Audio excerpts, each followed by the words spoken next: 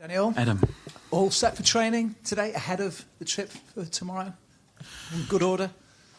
yes, everything's okay. We will still have the training session in a few minutes after the press conference because, want to train a bit closer, also like to the normal match game time. So for that relatively late session, also today, obviously we have one or two question marks anyhow, but all the other players are in a good mood.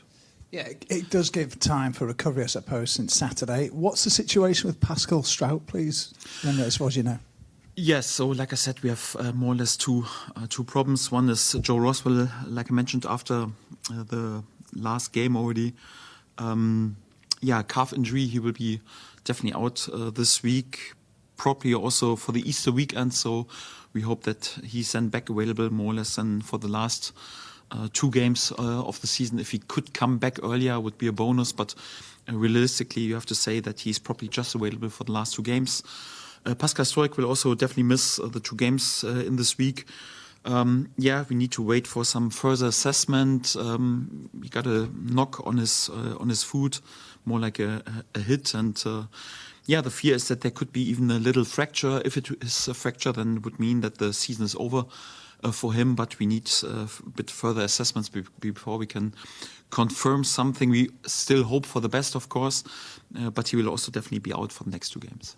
So, Daniel, then the choice is you've had a regular centre-back pairing last year in Joe Rodon and Ethan Ampadu, but then obviously midfield changes because of that. Yeah. So what's the stronger option, to have those 2 together, or is Max Wöber in a place where you feel more comfortable and that would leave Ethan that choice in midfield for you? Yes, it always depends also on who is available also for the midfield situation. So that Joe Roswell is right now also not available doesn't help if I'm honest. Obviously, Ethan has played many games together also with Joe and was also excellent during many spells. It's definitely a really, really good option. Max Wöber, thank God, back available, but he was also out for many, many weeks. Has had just one full week of training. So of course, normally you wouldn't say that he's really fit for 90 minutes already, but obviously the last few minutes were also good for him, and I would say at least for short term he's definitely available for a short-term appearance. Josh Guillabougui can also play this role. Even Sam Byram has played a few times this role. So James De Bayo as a young option. So we have a few options, and obviously I would have preferred to have Pascal as our leader available. But sometimes you have to adapt to the reality, and we will find some good solutions. What about Patrick Bamford? It has been out a long time. He came back. He definitely made an impression at the weekend. Is it reasonable to expect him to be able to start a game now? Well, Patrick is in training since, I would say, nearly 4 weeks right now. So each and every day helps, as I would say, especially the last 2.5 weeks. I liked what he did in training, and like I mentioned, even without the illness of Matteo, he would have been in the last game day squad, because we got the feeling right now he's back to his fitness level. Obviously, he was out since the beginning of January and can't be there at 100%. But I think the last 25 or 30 minutes were also beneficial for him. Okay, just more or less 2 or 3 days longer. That right now, after he was just 3 days ago the first time in the squad, it wouldn't be natural to put him straight away into the starting lineup. But he's at least a good option, and to have him back also with his experience and also his enthusiasm after being out for such a long time is also good. And I liked also his movements in the last 25 minutes. He was involved in 2 or 3 really dangerous scenes, and it's good to have him back. And having that movement against a side like Boro, who are got the tails up a little bit at the moment, despite their injury problems, could be a massive asset, do you feel, going into tomorrow night?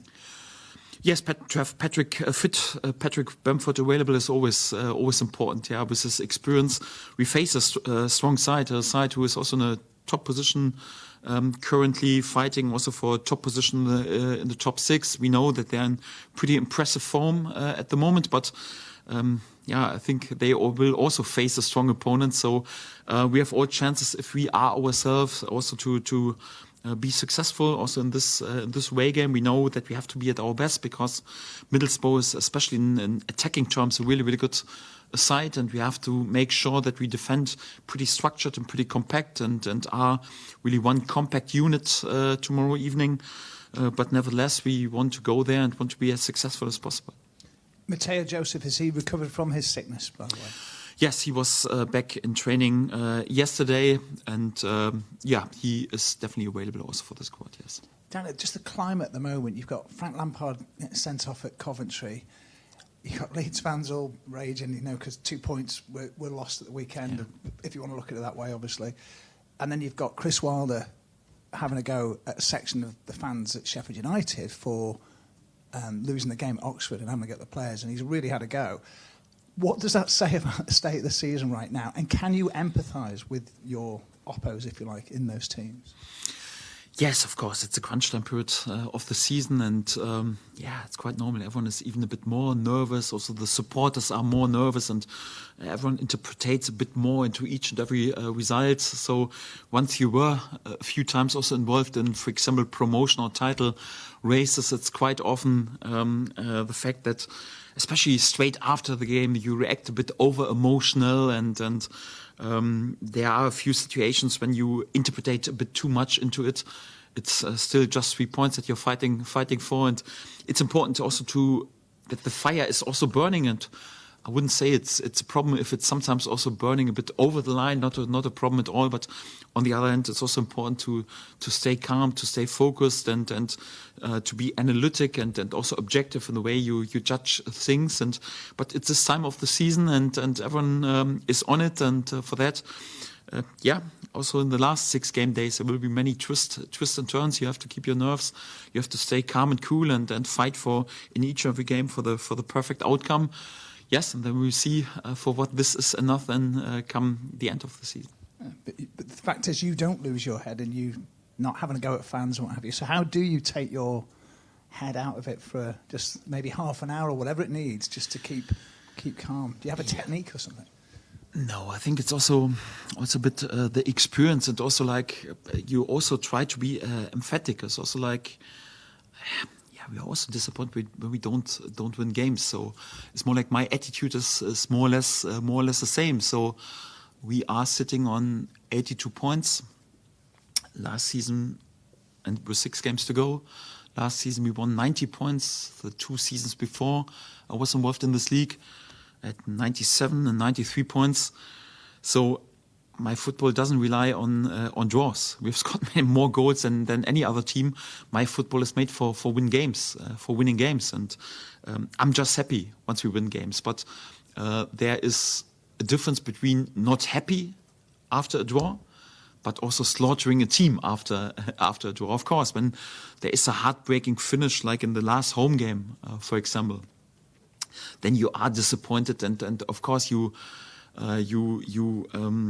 speak about not happy with the fate that you score more or less 2 own goals and the late equalizer 97 minutes, and it feels like a loss. But once you have such a difficult game like away at Luton anyhow, then it's definitely also that you have to value a point, and the point could sometimes be really important for us. It means, for example, that everything is in our own hands anyhow, and we know if we win our games anyhow, due to the fact that Burnley also plays against Sheffield, we know that we are then in the Premier League next season. So it's all to play for.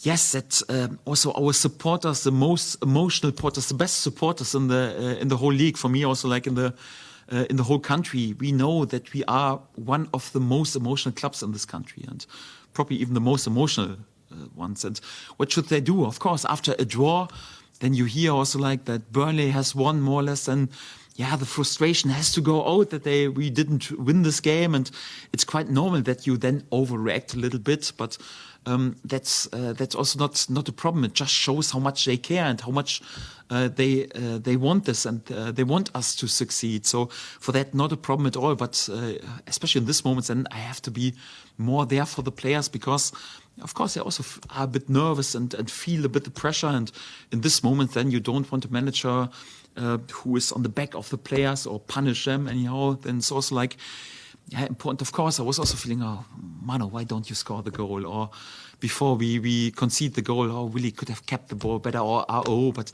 it makes no sense. I also sense how disappointed then Willie was. Of course, he was desperate in his first appearance in the starting lineup to show a top performance and to make an impact, or after the last game, then of course he was disappointed with the loss of the ball. So they don't need then the manager who punish them even a bit more. So for that, it's important that I keep my nerves, that I stay calm. I know how nervous also our whole setup is quite often, and I was also brought in order to bring some calmness and some coolness. It's certainly not a guarantee that we will succeed in the end, but this is what I have to give to my players and to protect them at the moment. And this is what I try to give, and hopefully it's also the right way in order to be successful then. Thank you. Graham? Daniel, you mentioned on Saturday that you weren't too happy with Largy's duels in the previous game. Can you expand a little bit on what you want to see from him? Because he seems like an attacker who relishes the chance to go and tackle a defender. No, in general, so we all love Largy Ramazani, and we all wanted to bring him in because he has this touch of magic, and I think he had to be a bit patient in the beginning of the season. Then he started several games. It was quite impressive. Had a really, really good impact with goals, with assists, and sadly, no one is to blame for injury. Yeah, stopped a bit this momentum, and after he came back from injury, obviously he's also a confidence and a mood player, yeah, like he always is, and always goes for risky solutions. Yes, and of course he comes in sometimes also in when we chase a game and the space is a bit tight. It's also not that easy then for him. But yes, but also in the last days, honest chat about what we want to see, and a few things are then not negotiable. We know that sometimes he can be the spark in the game, but it's also important that when you come in a crunch time period of the season, and also quite often the crunch time period of the game, that you're also then reliable also in the details. So there are a few things that are not negotiable. For example, one thing is when you bring a fresh player in, not speaking about Largy, but in general, one thing is when you bring a player in after 60, after 70, after 75 minutes, you should invest more in terms of cover distance, running distance, intensity than the player who was substitute, because you want to bring a fresh player in because you want to find the next gear more or less. But if then the outcome is more or less that the player who comes in with fresh legs covers less distance, not in total, it's always like meters per minute, than the player who has played 70 or 75 minutes before, this is then not what you want to have more or less, because you want to make your team fresher and invest more instead of a bit more lazier. This is not negotiable, and this is definitely what I want to see when a fresh winger, for example, comes in. Or also then to be strong and also reliable in the moments, and not always go for the most risky solutions. Because this is a bit more like what you can then do. Perhaps in youth football, but if you are there fighting for titles, it's important to be reliable. We know that Largy has a capacity to take the supporters from the seats when he's there with a no-look pass or net make, and he has the freedom to do this also in the opponent's half. But if you then sometimes, because you're not that focused, lose the ball, it was a bit the case in the last home game, yes, and then Ao Tanaka has to repair it with a tactical foul, gets a yellow card. And then this Ao Tanaka can't go in the last minute of the game really proper into the duel against Joe Allen, for example. Swansea loses his duel and we concede a goal because he has to sacrifice himself in the scene before with a yellow card. Yes, this is not what you want to see. Or if you get a net make and then the reaction is you are there with the tackle and it was pretty close to get a red card more or less anyhow. You have to controversial with the opponent's manager. This more or less is not what you want to see when a player comes into the game. But Largy is also an emotional player. We're not angry with him. It's just a few things.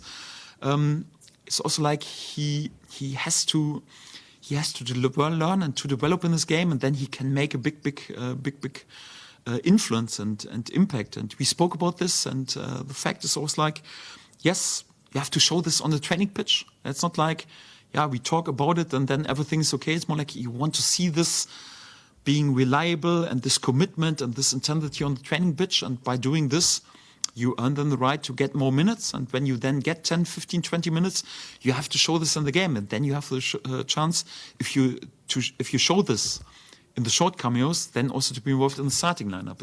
It always works in this way and not the other way around. And this is more like there are a few things that are not negotiable, and this is what we want to see. But we also spoke quite honest and open about this, and Largy is 100% aware. Right now it's up to him to deliver this in training and then to earn the right to get the minutes again and then to show this when he comes on, and then he has all chances also to be in the starting lineup again. But it always follows in this way. Otherwise you can't lead a team, so there are a few things that are not negotiable. What is the data telling you about players that have played the most football this season and where they are in terms of their ability to keep going for the last few games? Where are they in terms of their fitness and their output and their running? Well, it depends. It's difficult to judge it in general. So I'm not a big believer in speaking about tiredness, because if you speak about it, then you always will feel tired. So I'm not sure. So when I watch also other opponents, whatever, Jadon Anthony is playing each every minute for Burnley and scores a brace in the last game, or I don't have the feeling he's never rotated, and don't have the feeling he's tired anyhow. So for that, I don't like to speak about a player like Mano Solomon or Daniel James, or for example, or Joel Pirou. Anyhow, right now they don't score in the last game because they are tired. It's also like it's not like any of my players has played 40 games so far, at least not 40 games in the starting lineup. Perhaps it happens sometimes to a centre back or goalkeeper anyhow that you play that many games, but especially also in the offense, we have rotated a lot and used the players a lot.